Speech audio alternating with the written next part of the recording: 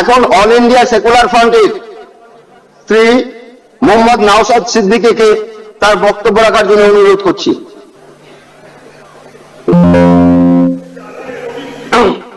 ধন্যবাদ speaker sir. তারপর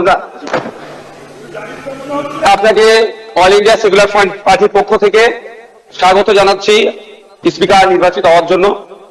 আমরা আশা করব আগামী 5 বছর আপনার নেতৃত্বে এই অগস্ট হাউস তার গরিমাকে বহন করে চলবে এবং সাথে সাথে আমরা যারা বিরোধী আছি তাদের সর্বোৎকৃষ্ট জায়গা, মতামতের জায়গা হচ্ছে এই অগস্ট হাউস।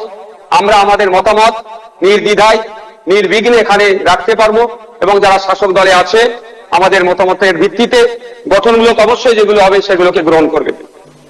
স্পিকার স্যার, আপনার অনুমতি নিয়ে দু একটা কথা বলবো, যদি এই প্রসঙ্গ নয়। সত্যি আমি আজকে বসে খুব ফিল করছিলাম, হাসছিলাম মনে মনে। আজকে তাপস রায় বাবু যে কথাগুলো বলছেন খুব একটা ফেলে দিবার নয়।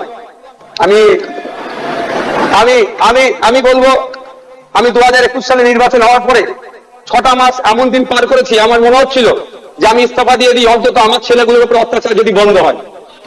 এই সময় ফিল করেছি, পার করেছি। পোস্টপোল ভায়োলেন্সে 2021 সালে, আমি এতে কিন্তু বিজেপিকে ধরার সার্টিফিকেট দিচ্ছি না, কিন্তু 2021 সালে যে সমস্যার সম্মুখীন আমরা হয়েছিলাম, আমাদের কর্মী খুন হয়েছিল, একাধিক বাড়িঘর লুটপাট হয়েছে, ভাঙচুর হয়েছিল, সেই অর্থে। তবে হ্যাঁ, একটা জিনিস, এই 2026-এ দাঁড়িয়ে কিন্তু বেশ কিছু ধর্মের স্থান আক্রান্ত হচ্ছে। মাননীয় মুখ্যমন্ত্রী মহাশয়কে এবং বিজেপি যারা আছে তাদেরকে বলবো সেইগুলো আপনারা লক্ষ্য রাখবেন। আজকে এই হাউসে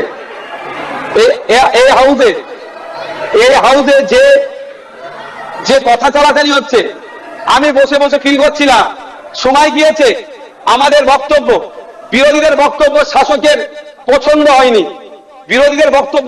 পছন্দ হয়নি, চিৎকার করে বন্ধ করে দেওয়া হয়েছে। এই হাউসেও কিন্তু 21 থেকে 26 আমরা দেখেছি। আমি আশা করব ওই দিনটা আসবে না। আমরা বিরোধী যারা আছি গঠনমূলক প্রস্তাব রাখবো, শাসক দল যারা আছেন তারা গ্রহণ করবেন। মাননীয় মুখ্যমন্ত্রী মহাশয় একটা কথা বললেন, খুবই ভালো লাগলো।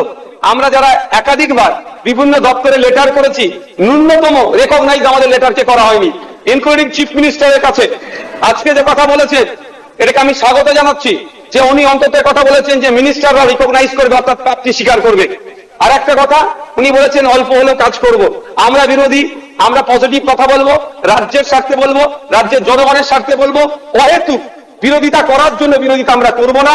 সুতরাং মুখ্যমন্ত্রী মহাশয়কে বলবো, অল্প নয়, আমরা যেগুলো আর্গুমেন্ট করব, আমরা যে ডিমান্ডগুলো রাখবো, ব্যক্তি স্বার্থের জন্য নয়, মানুষের স্বার্থে, নির্বাচিত হয়ে এসেছি তাদের স্বার্থে, সেগুলো আপনি পুরোপুরি যদি আমাদের জন্য, বাংলার মানুষের জন্য করেন, আমরা আপনার কাছে অবশ্যই কৃতজ্ঞ থাকবো। আবারও মুখ্যমন্ত্রী মহাশয়কে ধন্যবাদ জানাবো। দীর্ঘদিনের স্বপ্ন এটা আমাদের সকলেরই, যে আমাদেরকে নির্বাচিত করে এই হাউসের মধ্যে পাঠাচ্ছে। মাসের শেষে আমরা 1,21,000 টাকা নিয়ে বাড়ি যাচ্ছি। আমরা সেই জনগণের জন্য কি রোল প্লে করছি, কি বক্তব্য দিচ্ছি হাউসের মধ্যে? না, হাউসের মধ্যে এসে শুধু সময় কাটিয়ে চলে যাচ্ছি। যে আপনি লাইভ স্ট্রিমিং এর যে কথা বলেছেন, এটা আমি আপনাকে কৃতজ্ঞতা জানাচ্ছি, স্বাগত জানাচ্ছি। এটা হওয়াটা খুবই দরকার ছিল। বাংলার মানুষ অন্তত আগামী নির্বাচনগুলোতে কাদের জনপ্রতিনিধি হিসাবে কাদেরকে চুজ করবে, কেমন মানুষকে পাঠানো দরকার, তারা যেখানে বাংলার আইন তৈরি হচ্ছে, আগামী 5 বছর বাংলার শিক্ষা, স্বাস্থ্য, কর্মসংস্থান থেকে শুরু করে কৃষকের রুজি রুটির প্রশ্নে, প্যারা টিচার থেকে শুরু করে বিভিন্ন ক্ষেত্রে সমকাজের সমবেতন নিয়ে, এক কথায় আগামী 5 বছর বাংলা কিভাবে চলবে, বাংলার মানুষের স্বার্থে কি আইন তৈরি হচ্ছে, আইন পজিটিভ। একটু ছোট করুন। বিরোধী শেষ করবো। বিরোধী হলেও স্যার একটা দিন সুযোগ পাচ্ছি বলার, এর মধ্যে করে দেবেন। তো স্যার সেই জায়গাগুলো লাইভ যেটা আছে সেটা আমি স্বাগত জানাচ্ছি। আমি আবারও আপনাকে ধন্যবাদ জানিয়ে বলবো, বহুদলীয় যে গণতন্ত্র আছে সেটার পূর্ণ মর্যাদা দিয়ে আমাদের মতো ছোট্ট যারা বিরোধী আছি তাদেরকে পরিসর দেবেন। ধন্যবাদ স্যার। এখন আমি ভারতীয় কমিউনিস্ট পার্টি মার্ক্সবাদীর শ্রী মুস্তাফিজুর রহমানকে বক্তব্য রাখার জন্য অনুরোধ করছি।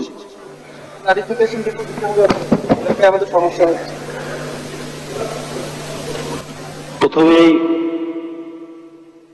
স্যার অধ্যক্ষ মহাশয়কে আমি শুভেচ্ছা জানাচ্ছি অষ্টাদশ বিধানসভার স্পিকার হিসেবে নির্বাচিত হওয়ার জন্য। যদিও আজকের অধিবেশনটাই হচ্ছে যে আমাদের মাননীয় অধ্যক্ষকে নির্বাচনের জন্য আমি যতদূর যদি ভুল না করি, তাহলে এখানে মূলত সেই প্রসঙ্গেই আলোচনা হওয়াটা বাঞ্ছনীয় বলে আমার মনে হয়েছে। আজকে নতুন হিসাবে যেটা দেখলাম সেটা আগামী দিনে যাতে এই বিধানসভাতে এই গরিমাম যুক্ত বিধানসভা, যে বিধানসভায় আমরা আজকে শপথ নিচ্ছি, এই বিধানসভায় ডক্টর প্রফুল্ল ঘোষ, ডক্টর বিধানচন্দ্র রায়, ব্যারিস্টার সিদ্ধার্থ শঙ্কর রায়, মাননীয় জননেতা জ্যোতি বসু, মুখ্যমন্ত্রী বুদ্ধদেব ভট্টাচার্য, পরবর্তী ক্ষেত্রে মমতা বন্দ্যোপাধ্যায় শেষ মুখ্যমন্ত্রী হিসেবে তিনারা কাজ করেছিলেন। সেই বিধানসভার গরিমা আমাদের সব সদস্যকে রক্ষা করতে হবে, এটাই হতো যে কাজ। আমি সুদূর মুর্শিদাবাদ থেকে, মুর্শিদাবাদের ডোমকল থেকে নির্বাচিত হয়ে যেদিন মঙ্গলবার শপথ গ্রহণ করলাম, সেদিনই একটু আবেগতাড়িত হয়েছিলাম যে আমি কোথায় এসে এই শপথ নিচ্ছি।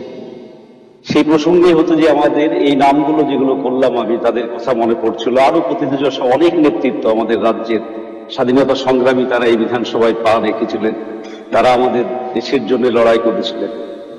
একই রকম ভাবে আমার মনে পড়ছিল আনিসুর রহমানের, ডোমকলের বিধায়ক, দীর্ঘদিনের প্রায় 25 বছর মন্ত্রী ছিলেন এবং হচ্ছে যে তারপরে আবার 10 বছর বিধায়ক হিসেবে ছিলেন। স্যার, এটা ঘটনা যে আজকে দাঁড়িয়ে নির্বাচনের পরবর্তী ক্ষেত্রে সংখ্যার দিক দিয়ে বিজেপি ব্যাপক সংখ্যাগরিষ্ঠতা পেয়েছে, আমাদের রাজ্যে ম্যান্ডেট পেয়েছে, এটা অস্বীকার করার তো কোনো জায়গা নেই। মানুষ ভোট দিয়েছে, নির্বাচিত করছে।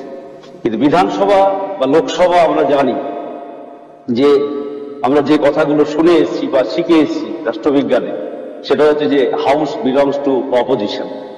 বিধানসভা বা লোকসভা হচ্ছে বিরোধী, এবং এই বিরোধীদের যে কথা বলার অধিকার বা বিরোধীদের যে হচ্ছে যে বক্তব্য রাখার অধিকার, বিশেষ করে সরকারের যে কাজ কর্ম, সেইগুলো গঠনমূলকভাবে সমালোচনা করা, ত্রুটিগুলো ধরিয়ে দেওয়া, এটাই হচ্ছে যে বিরোধীদের একমাত্র কাজ। আমরা মনে করি যে হচ্ছে যে সরকারের তর্পণ হচ্ছে যে এই অধিবেশন কক্ষ, যার ফলে হচ্ছে যে আমরা, এটা কথা ঠিক, 34 বছর আমরা সরকার চালিয়েছি আমাদের, তারপরে আমরা গত নির্বাচনে শূন্য হয়েছিলাম। মানুষ এবারে নির্বাচনে আমাদের একজন প্রতিনিধি বামপন্থীদের আমাকে নির্বাচিত করেছে, আমি একা।